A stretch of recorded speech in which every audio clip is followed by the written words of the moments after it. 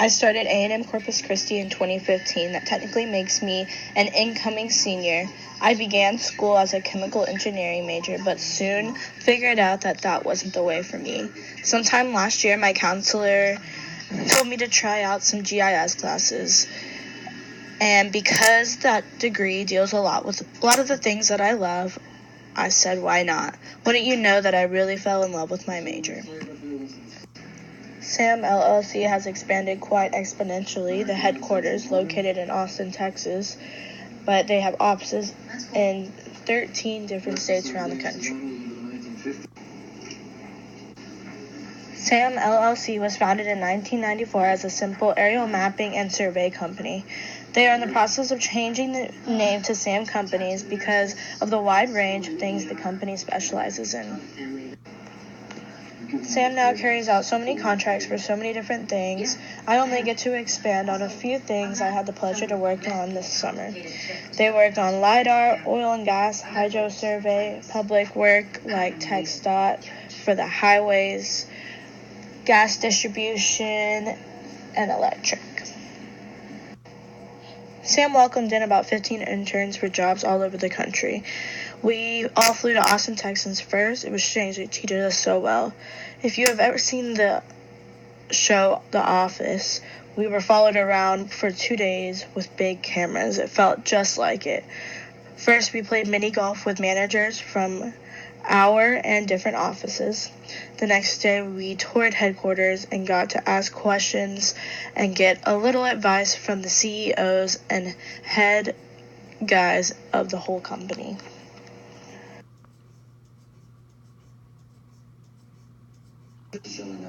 I was able to spend some time of my summer learning about the field. I learned that I wanted as much field experience as a current or future intern so that I know how the information that I get working within the office. The field is all fun and dandy when everything is working, but being out in the middle of nowhere, that usually isn't the case. I had 2 to 3 week projects I worked on in the field. The 2 projects were pretty similar with some key differences. The first one I worked on was on a dam in an undisclosed location. The goal was to use a Leica P40, which is essentially a 360-degree scanner, to recreate a scan done in the dam in previous months to tell if this dam is sinking or floating. Because of Harvey, they did the second scan a lot later than they had hoped. I'm surprised they stuck an intern on what sounds like a very high priority job. The people in the field were expected to get the information needed to create a LIDAR drawing in AutoCAD. First, we shot in the points, the exact same points the crew did 6 months prior to recreate the exact information. Getting satellites to do what they're supposed to can be hard in the middle of nowhere.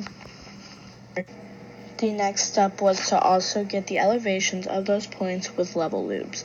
A level loop consists one person holding a particular rod that a digital level reads, and in a simple form you play leapfrog with these 2 items, one after another, till you finish a full loop, and the differences will be the elevation. We were able to compare to previous work done on the area and have only a couple thousandths difference after a few tries in the Texas heat.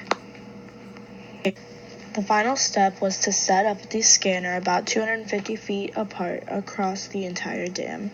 You had to set up targets around the scanner, on walls, and riffraff, which is just a lot of rocks surrounding the area. We had to wait for the area to stop flooding so we could get the dam semi-dry to set up targets throughout that bottom area so they could see the gates of the dam. I also spent 2 weeks in Diboll, Texas working on a TxDOT job for a reroute on Highway 59. We were running across the highway while screaming by in 100+ degree weather, but it was cool since I grew up near the area and used the road quite a bit. This job was similar to the dam job, getting GPS points shot in using a conventional level to fill in the gaps created by poor satellite connections. The Trimble XS10 that worked a tad differently than the last scanner we used. The scanner gets about 30 million points to create a detailed picture. Anything the scanner couldn't get, we had to shoot in with GPS, such as culverts protecting pipelines. The very last step to this project, after those steps were taken on 3 different sections of the road, were to locate monuments in the surrounding cities, which is the first survey points that they would get a GPS on it and static on the point for about 4 hours to have excellent coordinates and elevations to base the entire drawing off of.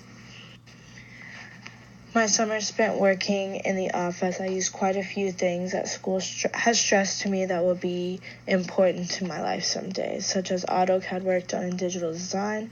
We also used ArcGIS and ArcMap that GIS 1 and 2 focus on.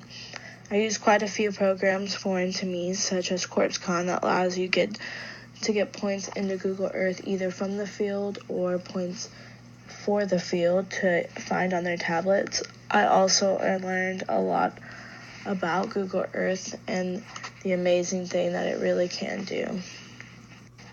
I helped create a map book for a new wind farm happening in a location I'm not liable to discuss. A map book was made for the different types of land. The client had a couple different reroutes occur during the time this summer. The state's land was split up into quarter sections, which called for about 300 sheets for just that map book itself. A legend was easily created for each sheet. We were expected to import various types of information as layers the client wanted to see. For example, the certain types of parcels for that particular book, like the BLM, state, or privately owned land. Sometime during the second reroute, I was asked to come up with truck routes to be displayed.